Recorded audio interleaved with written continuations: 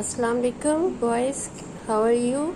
So I welcome you all after the vacations, and here this is today an activity of unit number 2, the tale of Custard the Dragon poem.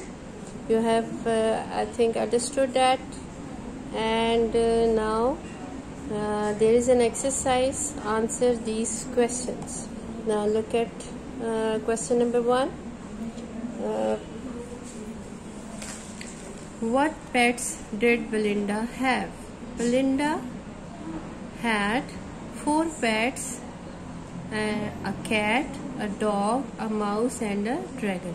So this is the answer. You write it with pencil.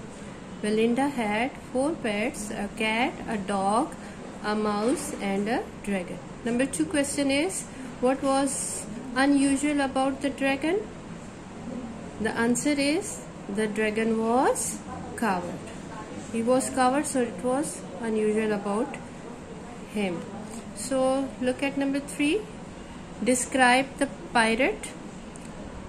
The pirate had a black beard, a wooden leg, and he held pistols in both hands and a cutlass in his teeth. So this is the answer.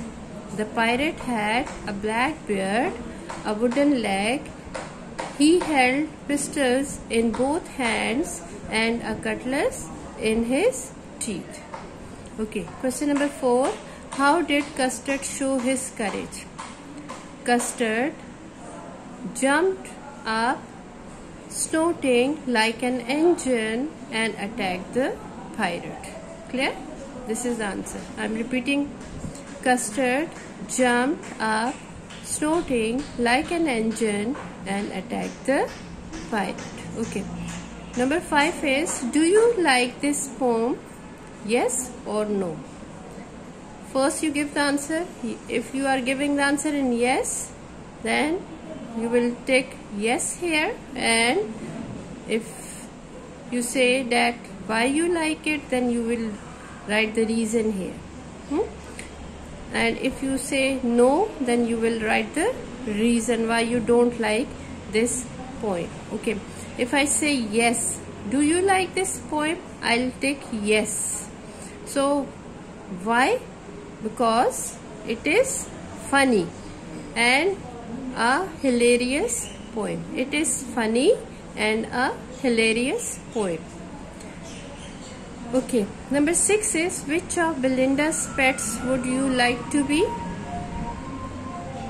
So write here which of Belinda's pets you like. For example, if I say dragon, so you will write here dragon, and why you like it. So I will say that Custard or the dragon is a huge and brave, strong animal. Why I like it? Because dragon is a huge, brave and a strong animal. Okay, these are the answers of the questions. Okay, now exercise B, pet profile. Choose one word from the list to describe each of Belinda's pets. Okay. Mouse, and mouse was pitiful. Here they have given us options here: jealous, pitiful, dangerous, unusual, ordinary, cozy, quick-footed and loyal.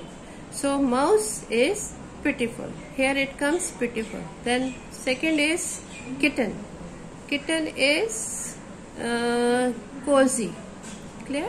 Kitten is cozy. Then next is dog. So which one is correct here? Loyal. Dog is loyal. The next is dragon. Okay. Dragon, and dragon is dangerous. See, dragon is a dangerous animal. Clear to you? Okay, exercise C, you leave it because it is about your Belinda and Custard having a conversation. Write the conversation. You will write, and two of the pets are whispering about Custard. What are they saying? This is a type of homework. So we will leave this exercise, and inshallah when we will have our class in school with you boys, then we will do this on book. But now you are not supposed to do this on book.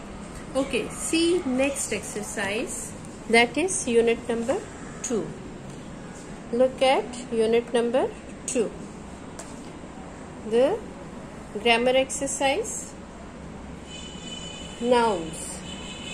Clear? What are nouns? I'll tell you. See, noun.